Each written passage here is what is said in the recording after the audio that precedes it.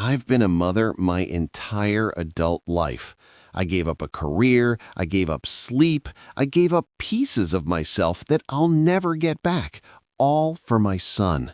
So when his wife walked through my front door, looked around my living room like she was browsing a catalog, and said, "What a lovely house! My mother will love it! We're moving in!"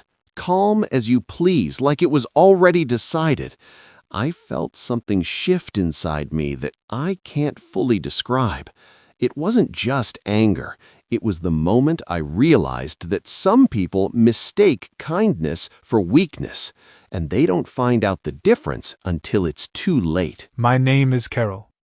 I'm 61 years old. I live in a 3-bedroom house in a quiet suburb outside of Columbus, Ohio, a house I've owned for over 20 years. I bought it with my late husband, Richard, back when our son, Marcus, was just 8 years old. Richard passed away from a heart attack 9 years ago. It was sudden. No warning. One Tuesday morning he was eating toast at that kitchen table, and by Thursday he was gone. After Richard died, it was just me and Marcus. And honestly, that house became everything to me. Every wall, every scratch on the hardwood floor, every rose bush in the backyard, it was all wrapped up in memory. It was the house Marcus grew up in. It was the house Richard and I built a life in. It wasn't just property. It was me. Marcus is my only child. He's 34 now. Smart kid, went to Ohio State, got a good job in project management. I was so proud of him. Still am in many ways. I raised him to be respectful, hardworking, kind. For a long time, I thought I'd done pretty well. Then he met Diane. Now, I want to be fair. I really do. When Marcus first brought Diane home 3 years ago, I tried. I genuinely tried. She was attractive, well-dressed, confident, maybe too confident, but I told myself that was just her personality. Marcus seemed happy. They got engaged after 8 months. Married a year later. I smiled through all of it. But there were signs. Looking back, there were always signs. I just didn't want to see them. The first thing I noticed about Diane was the way she talked about her own mother. Her mother, Linda, had been living in a 1-bedroom apartment in Pittsburgh for years. And according to Diane, everything about that apartment was a tragedy. Too small. Wrong neighborhood. Noisy neighbors. Bad lighting. "My mother deserves better," Diane would say. And I'd nod politely, thinking, well, that's sweet of her to care. Except, here's the thing I picked up on slowly. Diane never actually did anything about it. She didn't help her mother find a better apartment. She didn't offer to help pay for one. She just talked about how her mother deserved better. Over and over. At every family dinner. The second thing I noticed was how Diane looked at my house. It started subtle. Little comments here and there. "Oh, Carol, you have so much space here." Or, "You know, Marcus and I are really cramped in that apartment. 3 bedrooms in a house like this must feel like so much room for just one person." I'd smile and change the subject. But then Marcus started echoing it. "Mom, don't you ever think the house is too big for just you?" And I'd say, "I'm perfectly comfortable, sweetheart."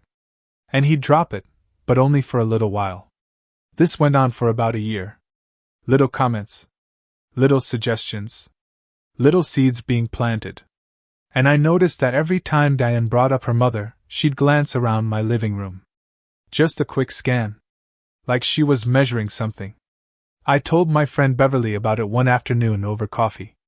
Beverly laughed and said, "Carol, she's eyeing your house." I told her she was being ridiculous.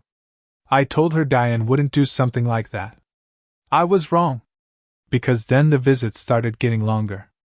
Diane began coming over without Marcus sometimes, which was strange. She'd say she was in the neighborhood, or she wanted to drop something off. But she'd always end up staying 2-3 hours. Walking through rooms. Commenting on the layout. Once I caught her opening the door to the guest room and just standing there. Looking in. I asked her if she needed something, and she said, "Oh, I was just thinking this would make a perfect room for my mother." I laughed. I actually laughed, because I thought she was joking. She wasn't smiling. But what happened next completely changed everything. It was a Sunday in October. Marcus and Diane came over for lunch, not unusual.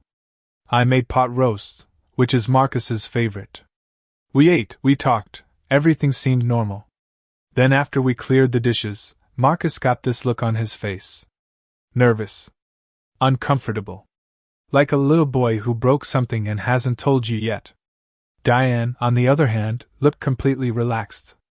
Almost rehearsed. She folded her hands on the table and said, and I remember every word, "Carol, we've been talking, and we think this house is just sitting here being underutilized. Marcus and I have decided to move in. And we'd like my mother to have the guest room. It'll be good for everyone." Just like that. No question. No. What do you think? No. Would you be open to? Just, we've decided. I stared at her for a long moment. Then I looked at Marcus. He wouldn't meet my eyes. I said very quietly, "Excuse me?" Diane smiled, this patient, almost pitying smile, and said, "You're alone here, Carol. It's a lot of house for one person.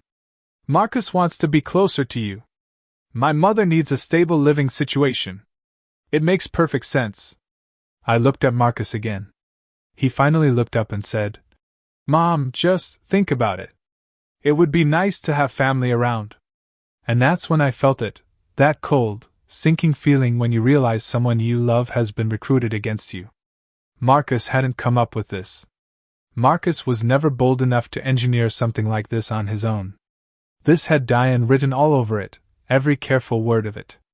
And she'd gotten my son to sit at my own kitchen table and look at his shoes while she announced a plan to take over my house. My house. The house his father built a life in. I took a breath. I looked at Diane very calmly and I said, "No." She blinked. Like the word didn't compute. "No," I said again. "This is my home. I'm not moving out, I'm not rearranging my life, and your mother will not be moving into my guest room. No." Diane's smile tightened. She said, "Carol, we're not asking you to move out. We'd all be living here together." "No," I said a third time. "I think you should both go home now." Marcus tried to talk to me. I told him we could speak when he was ready to have a private conversation, just the two of us, not a coordinated presentation. And I walked to the front door and held it open until they left. I thought that was the worst part. I was so wrong. The days after that Sunday were some of the loneliest I've felt since Richard died. Marcus didn't call for 4 days. When he did, it wasn't to apologize, it was to try again. Diane had apparently told him that I was being selfish and territorial. That I had more space than I needed. That refusing was hurting the family. I lay awake at night turning that word over in my mind. Selfish. Me. The woman who had spent 34 years putting her son first. The woman who had sat in a hospital room for 6 days straight when Richard was dying so Marcus wouldn't have to be alone. Selfish. I cried more than I'd like to admit. Not because I was second-guessing myself. I knew my no was right. I cried because of Marcus. Because I kept seeing him at that table, not meeting my eyes, and I couldn't figure out how much of him was left under all of Diane's influence. I kept asking myself, when did I lose him? I called my sister, Patrice, in Cleveland. Patrice has never been a fan of Diane's, and she didn't hold back. "Carol, she targeted your house from day one. You need to protect yourself." That word, protect, stuck with me, because here's the thing nobody tells you about being a widow who owns property: you become a target. Not for thieves or strangers. For people close to you who've done the math on what you have and decided they deserve a share of it. I don't think Marcus consciously meant to hurt me. But he had been living inside Diane's version of reality for long enough that he'd lost perspective on what was actually happening. I made an appointment with my attorney. Just to understand where I stood. And what she told me made me go cold. "Carol, if you allow them to move in, even informally, Establishing residency can complicate things significantly down the line. Don't let anyone move in without a written agreement, and honestly, given what you're describing, I'd advise against allowing it at all. I thanked her and sat in my car for a long time afterward. That's when I stopped just saying no, and started thinking about what came next. I decided to do something I should have done a long time ago. I started paying attention. I talked to Marcus's Aunt Patrice, who'd heard things through family. I had a long conversation with Marcus's old college friend, Derek, who'd grown distant from Marcus since the marriage and had some things to say about why. And I started keeping a record, dates, conversations, things that were said. Not because I wanted to go to war with my son, but because I needed to understand the full picture. What came out, piece by piece, was a portrait I didn't want to see.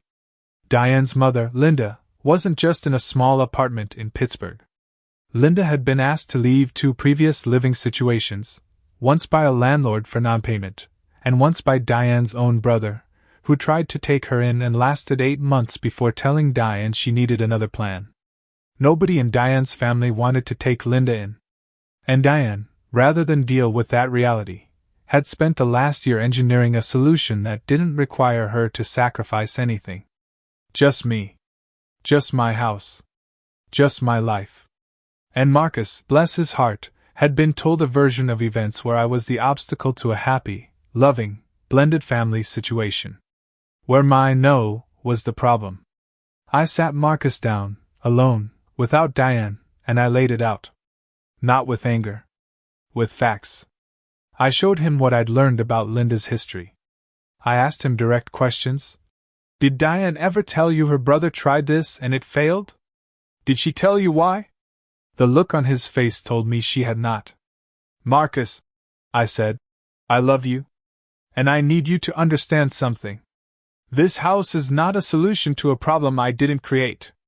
And if Diane's mother needs help, that's a real and serious thing, but the answer to it cannot come at my expense, without my consent, in my own home. He was quiet for a long time. Then he said, Mom, I didn't know all of that. I know you didn't, I said. That's what I'm telling you. It didn't fix everything overnight. But it cracked something open. Here's where I'll tell you what happened next. Because the universe, occasionally, has a sense of justice. About 6 weeks after that conversation with Marcus, Diane's brother, the one who tried taking Linda in before, called Diane to let her know that Linda had been formally evicted from her Pittsburgh apartment. And this time, the brother made it unambiguous. He wasn't taking her in again. Diane called Marcus in a panic. And Marcus, for the first time in a long time, held his ground. He told Diane that they needed to find a real, sustainable solution for her mother, a senior living community, assisted care, something structured and appropriate. He said he'd help research options and help contribute financially. But he said, My mother's house is not the answer. We're not doing that. I don't know exactly what Diane said back. Marcus didn't share all of it. But I do know that Diane pushed back hard, and Marcus didn't budge. For a woman who had spent years being calm and calculated and certain she'd get exactly what she wanted, that moment of things not going her way hit her harder than she expected. They spent 3 tense weeks working through it. It wasn't pretty. But at the end of it, Linda was placed in a very decent assisted living facility about 20 minutes from where Marcus and Diane live. It's managed, it's appropriate, and Linda, from what Marcus tells me, is actually doing better there than she ever did alone. She has people her own age around her. She has activities. She has structure. It was the right answer all along. The answer Diane never wanted to look at because it required real effort instead of a takeover. Marcus came over for dinner about 2 months after all of this settled. Just him. He sat at that same kitchen table, the one he'd refused to meet my eyes at, and he said, Mom, I'm sorry. I should have pushed back sooner. I should have asked more questions.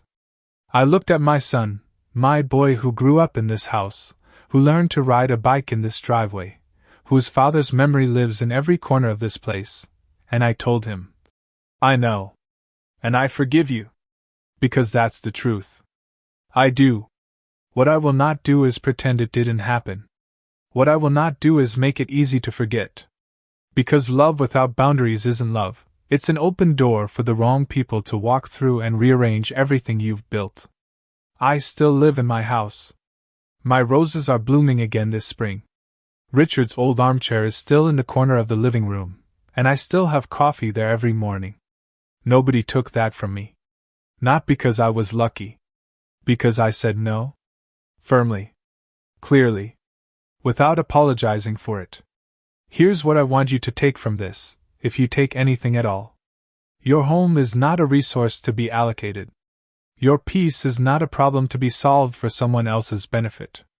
And the people who truly love you, truly, will never try to make you feel selfish for protecting what you built. I spent a lot of years being the woman who said yes. Who made room. Who adjusted.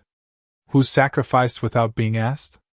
And the day I said no, calmly, clearly, and without flinching, was the day I remembered who I was. Some lessons come easy. Some lessons come at the kitchen table on a Sunday afternoon, when your son won't look at you and his wife is smiling like she's already moved in. But they come. And when they do, you'd better be ready to answer. If this story hit close to home, share it with someone who needs to hear it. And don't forget, your boundaries are not your burdens. They're your backbone. Hit that like button if Carol did the right thing. Drop a comment telling me, what would you have done? And subscribe, because the next story is even more unbelievable.